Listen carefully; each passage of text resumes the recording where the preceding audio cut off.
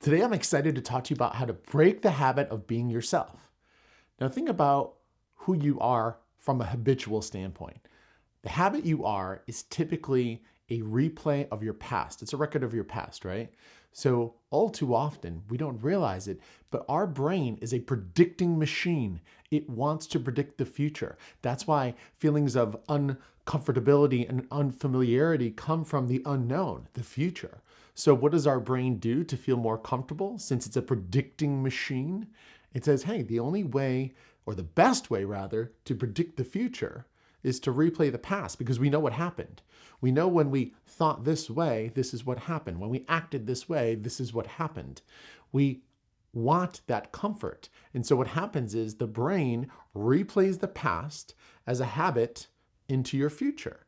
So that's why a lot of times you feel like you're living Groundhog Day. I know here in the pandemic, I feel like I'm living Groundhog Day every day. But there's ways to break free from that.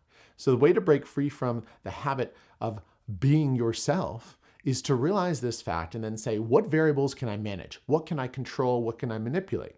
So we say to ourselves, okay, we know our past is based on, memories are basically a experience tagged with an emotion. Obviously, the more traumatic or beautiful or joyful an experience, the more elevated the emotion, the more importance is placed on that event in the past and that memory. And so a lot of times those memories are the ones that maybe come to your mind more often or the most powerful memories that you do have. And you may tend to replay those more often. But what we can do is say, all right, we know we're replaying the past, which for many people, unfortunately, might be feelings of shame, guilt, humiliation, and embarrassment. And we get stuck in that rut because we have that feeling and that memory of the past. It triggers a thought. And then that thought triggers a feeling, and then that feeling triggers a thought, and that thought triggers a feeling, and then we get caught up in this little, almost like a little hamster wheel, right? And so how do we break free from that habit of being ourselves? Well, the way you do it is through the imagination. So let me explain. If we want to change our thoughts and our feelings, we can do that by imagining things. So let's say, for example, I want to feel happy. Well, I'm going to use my imagination. And what I'm going to do is I'm going to say, all right, what are these two levers I can pull on? Well, if I look at that circle that wasn't serving me in the previous example, how do I create that thought feeling circle that does serve me, that does help me? Well, there's a way to do that. And so the thought is the imagination, which would be, imagine how you'd feel if you were happy. What would it look like? What would it feel like? And just really take the time to treat yourself to what that imaginative act would be like. And a perfect time to do this is right after you've done a meditation. Because when you've done a meditation, you've gotten to this very relaxed state. And this state of mind is a perfect place that you can transition into this imaginative act. So I love to meditate and then after have a 3-minute imagination as to how I would like to feel. So I always say to myself, imagine how you'd feel if, and then I kind of go through this thought process. So if I want to feel happiness, I'd say, well, imagine how you'd feel if you were happy.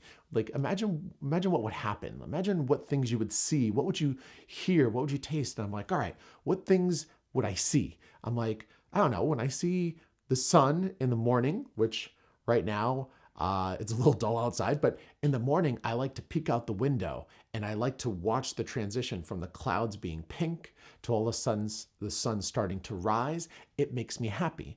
So when I sit here right now and I imagine being in front of my window and seeing the sun come up and imagine that visual, I start to get happy. And then when I think about what it feels like, and then I think about maybe sounds that I hear, I start to think about, well, what makes me happy? Well, 80s music makes me happy. So I start maybe playing an 80s music tune in my mind. Now all of a sudden I'm activating more senses. Then I'm thinking, what taste makes me happy?